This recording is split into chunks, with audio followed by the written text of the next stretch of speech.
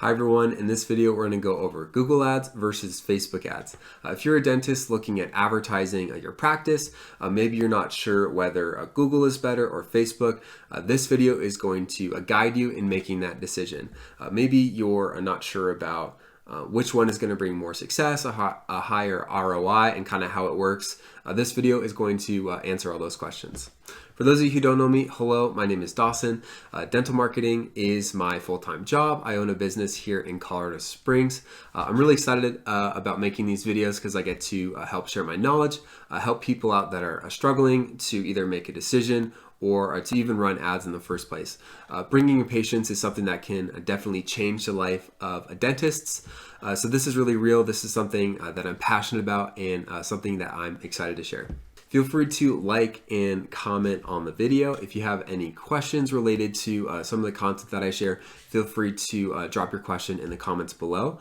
Consider subscribing. I make dental marketing videos every week. Again, this is something that I'm passionate about. I'm excited to bring you guys more content. So if you have an idea or a suggestion, feel free to let me know. And without further ado, let's jump right into the video. So how are Google Ads laid out? Well, if you are familiar with Google Ads, you know that they rank above organic results. So someone searches a dentist near me, they're going to type that into Google and see a list of all the suggestions and all the places that Google thinks would be relevant to them. If you're running ads, naturally you're going to rank above the organic results, meaning someone that has spent years building up their SEO, have the latest tactics and tricks to get to the first page of Google and even the top. Just by starting out day one, you can rank above them with the help of ads. Now, the keywords that someone types into Google conveys their level of intent to actually coming into your practice. For example, if someone types in root canal symptoms, odds are they're going to be searching for maybe whether or not they do have a root canal. It's more of a discovery stage. But if someone types in root canal near me, you know they have a likelihood and intent of coming in and actually getting a root canal. So depending on the term that they use, it's going to vary in price on what you pay for bidding on it. So how does Google Ads actually work? Well, Google is kind of laid out as an auction.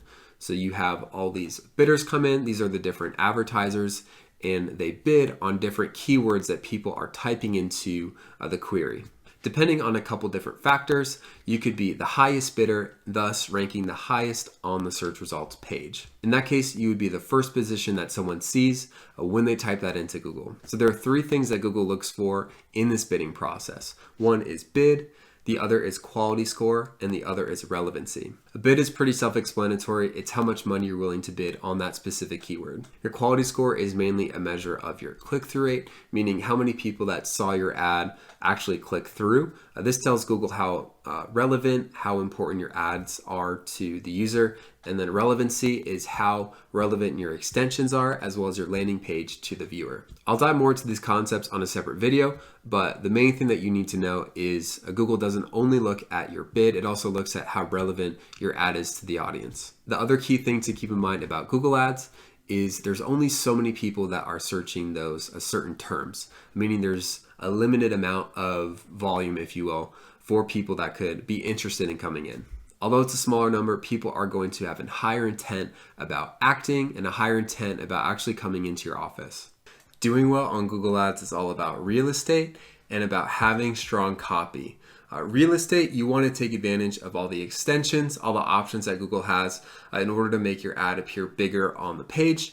And then strong copy, make sure it's specific and make sure it's written directly to the person that was searching for that keyword in the first place. Now let's move over to running Facebook ads.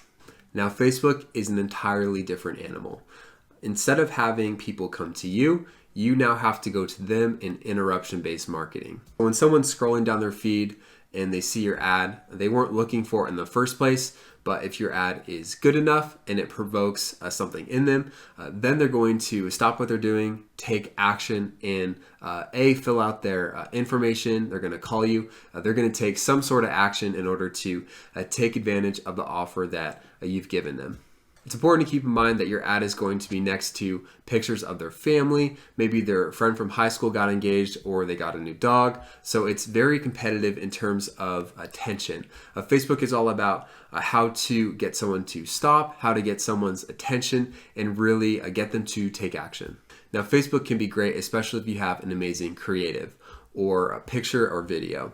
If you are really good on camera or you have a really good picture that someone took, then you have a chance of doing well. If you instead have maybe just a stock photo or something that's not very compelling or doesn't really capture someone's attention, it's going to be difficult to do well on Facebook. Now, typically you can do better on Facebook. However, you have to be intentional about putting more work on the creative and video than other dentists will. Now on Google, it is just a paragraph that you're worrying about, but on Facebook, you have to take care of the copy as well as the picture and the video. So it's a little bit more work on the Facebook side. However, if you do it correctly, if it's done correctly, then you can get some good results. Now this is where a lot of people get burned out.